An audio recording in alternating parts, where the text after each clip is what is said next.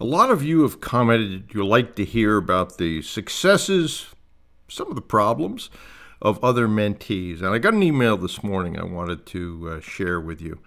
Mr. Whipple, I'd like to share this with you. On Saturday, I went into the Mercedes dealership. Today, I returned and test drove a Mercedes for the first time.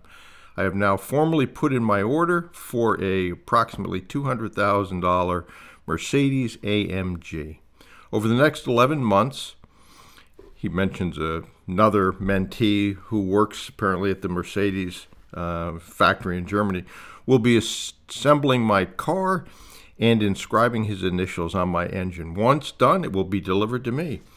Why did I make this commitment? I was never meant to amount to much. Since the age of 17, I knew that I was meant to be more than most. At the age of 19, I had just been kicked out of home and for not going to university, and I was always the black sheep of my family.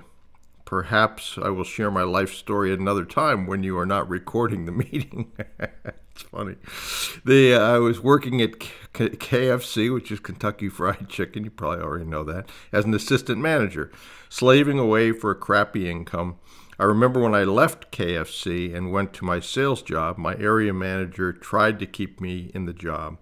Then when I refused to say, he said I'd never make it in sales. He said I was too timid, shy, and I couldn't cut it.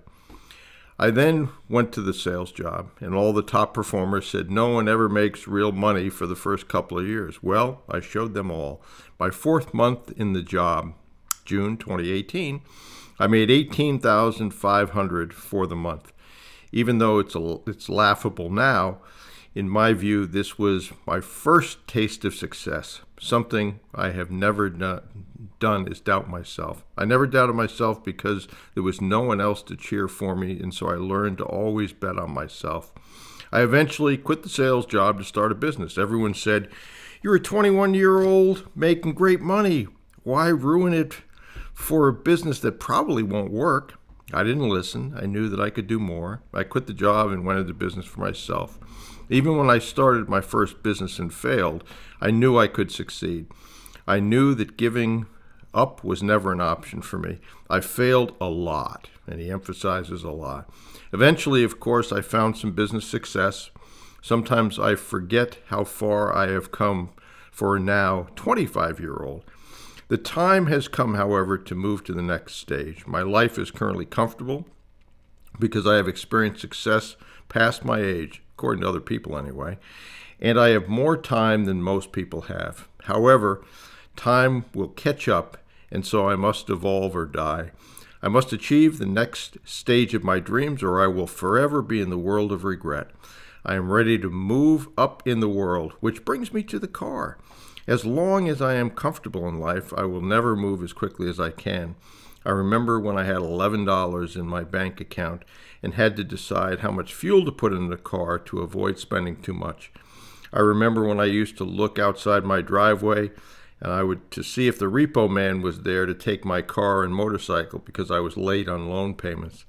During these times, I never doubted myself. I never considered quitting. During these times, every day was terrifying, but the alternative of being a wage slave was even worse. I made the executive decision to order this vehicle because I must now push my comfort level once again. I made a commitment to myself that I will be worth $50 million by the end of this year. I made a commitment that I will achieve my dreams. I made a commitment that I will do 15 deals this year. I made a commitment that I will make myself proud. I'm going to insert here that I think he's already made himself proud. I made a commitment that I will make another quantum leap this year. It will take 11 months for this car to be made and delivered from Germany. At the end of these 11 months, I will be deserving of this vehicle. This car symbolizes my confidence in myself. It will be the greatest shame if this car arrives and I have not achieved the things I said I would.